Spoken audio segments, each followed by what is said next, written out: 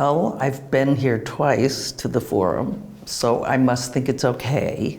I grew up right after World War II. I was born right after World War II ended.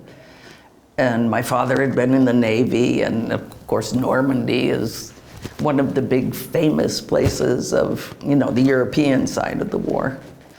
Japan, it's Hiroshima and Nagasaki that my country bombed atomically.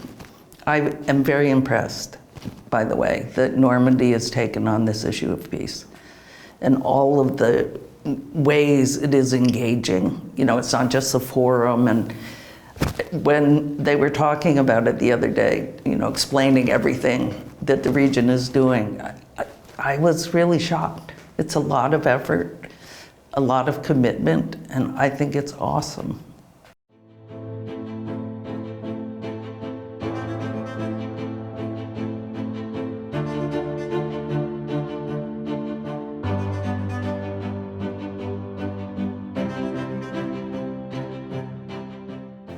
Just like war is a choice.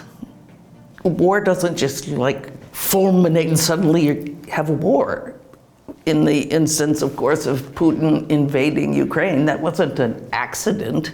He decided to invade Ukraine. It was a choice.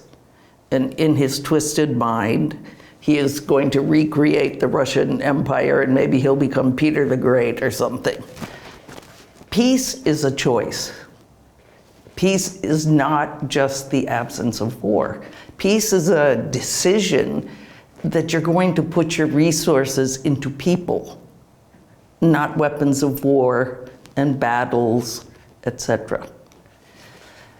My country, of course, the United States, is probably the most armed country in the world. 57% of our budget goes to the military. Imagine that. And then that means that 5% goes to education, 5% goes to medicine, 5% goes to agriculture. What does it say about the great America that 57% of the money does not go to help people? It goes to wage war. Makes me want to scream.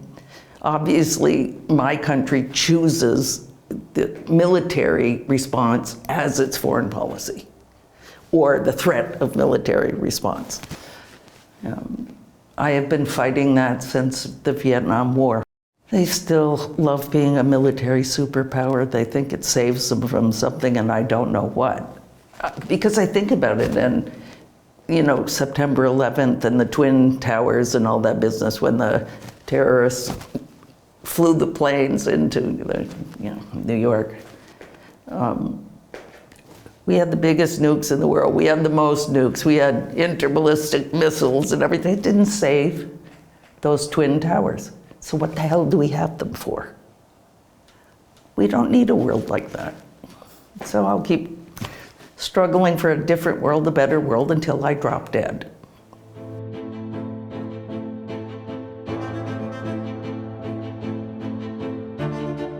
You can either be part of the problem, whatever the problem is, like hatred of LGBT+, or hatred of women's ability to choose their own biological destiny.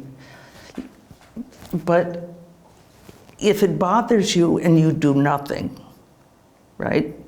If my country's military bothers me and I do nothing, I'm part of the problem. If you want to change things, you have to get up and do something with other people.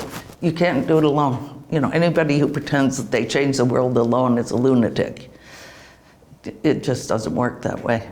But if you work with other people who have the same vision of a future, which you have to have, if you don't know what you're working toward, how can you get there? But if you work with people who share your vision, you can make change. It may not be dramatic like you'd wish, but every little bit matters. And that's my view, and I'm sticking to it.